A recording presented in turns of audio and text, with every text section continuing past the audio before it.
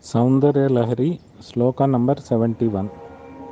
Nakhaanaamudyothairnavanalinaraagam Vihasathaam. Nakhaanaamudyothairnavanalinaraagam Vihasathaam. Karaanaam te Kaanthim. Kathayaamah Kathamumey. Karaanaam te Kaanthim. Kathayaamah Kathamumey. Kayaachidvaa Saamyam. Bhajathu Kalayaa Hanthaha Kamalam. Kayaachidvaa Saamyam.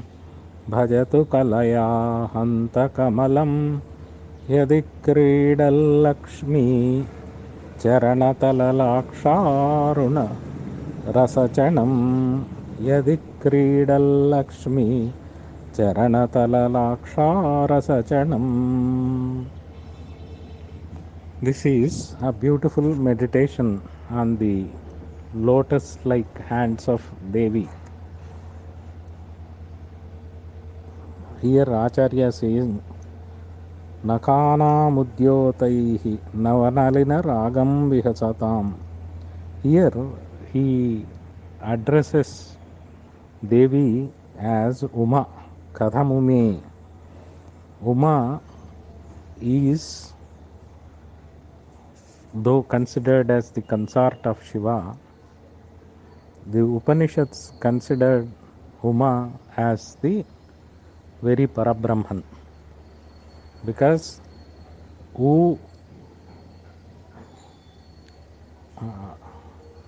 Ma has U, A and Ma, same as what constitutes the syllables of Om. The three syllables which constitute Om are there in Uma. So she is the Omkara Swarupini, and we know that Omkara indicates none other than the Parabrahma himself or herself. So by addressing Devi as Uma here, the Acharya goes to ask her, how can we describe the splendor of your hands, which lit up with the radiance of the nails, which surpass the brightness of morning lotus blooms.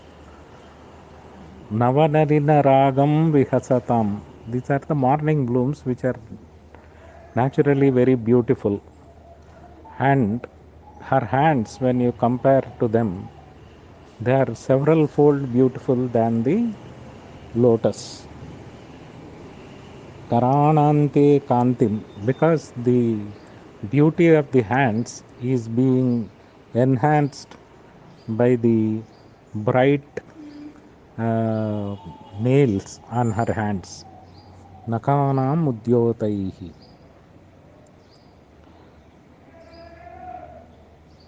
Kayaachidvaa Saamyam.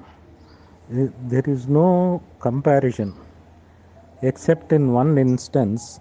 What is that instance? Yadi Lakshmi Charanatala rasఛణమ. The Lakshmi, the consort of Vishnu, sports on these lotuses. Padmalaya Padmadalaya Takshi. So she is called Padmavati. Everything is Padma. So she resides in Padma. So because of her sporting in these lotuses, and she wears rasఛణమ, a kind of a beautifying liquid on her feet. Because she is sporting on the lotuses, at least those lotuses are somewhere near comparison to the beautiful hands of Devi. And that too he says, Kayaachidvaa Saamyam Bhajathu Kalayaa, Hanthaha, Kamalam. They are 1/16th as beautiful when they get stained by the laksha rasa of Bhagavati Lakshmi. So Bhagavati Lakshmi, when she sits, then only those lotuses come as 1/16th as beautiful as the beautiful hands lit by the nails of the beautiful nails. So we meditate on that kind of a beautiful hands. And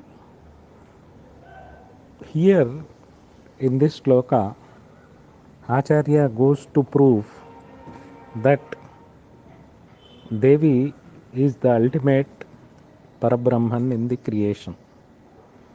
Why is that? Why not these lotuses are inferior, even if Lakshmi sits in them? It's because lotuses are transient. Their life is limited. And even then, they open during day and close during night. So they are transient. Whereas the beauty of Bhagavati's hands is permanent. And second is, the lotuses bloom only when sun comes, whereas the lotus hands of Devi are fully open, blooming on their own. They don't require any external stimulation or help for blooming. Third, they are so great. In Lalita Sahasranama, we are told Karanguli Nakhotpanna Narayana Dashakrutihi. According to the Shakteya tradition, in Devi Mahabharata and Lalita Purana, it is said that the 10 avatars of Mahavishnu, that is starting with Matsya, Kurma, Varaha, Narasimha, Balarama, Sri Rama, Krishna and Kalki, all these avatara, Buddha, all these avatars, 10 avatars come from the 10 nails of the hands of Bhagavati. So they are not just beautiful, they are very, very powerful. They are so powerful as give birth to the very Dashavataras of Sri Mahavishnu, who is the one who protects this entire universe. So that is the one. And the other thing is, in the previous slokas we have seen that when she even tries to open her mouth, the Saraswati, consort of Brahma, feels ashamed and covers her veena with the this one cloth. Now here he is saying that the beauty of the lotuses stained by Mahalakshmi is at the most 1/16th of Devi's beauty of the Devi's hands. And thus we realize that both Saraswati and Devi are Saraswati and Lakshmi are inferior to her, in the sense Sachamara Ramavani Savya Dakshina Sevita.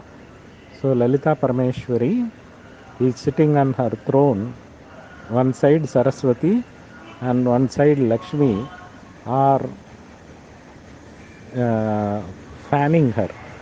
They are comforting her with the fans in their hand. So not only that, as we go further into the Soundarya Lahari, Acharya says, Gira Mahur Devim Druhina Gruhinim Agama Vido Hare Patnim Padmam Harasahacharim Adritanayam. Some people worship you as Saraswati. Some others worship you as Lakshmi. Some others worship you as Parvati. But you are not any one of them. You are beyond them. Turiya kapitvam. You are above all the three. Duradhigama nisiyima mahima. Your power is seamless. You have seamless power. Duradhigama nisiyima mahima. Mahamaya Vishwam. You are in the form of Mahamaya. Mahamaya Vishwam Brahmayasi Parabrahma Mahishi. In the state of the consort of the very Parabrahma. That means there are no two Parabrahmas, one Parabrahma.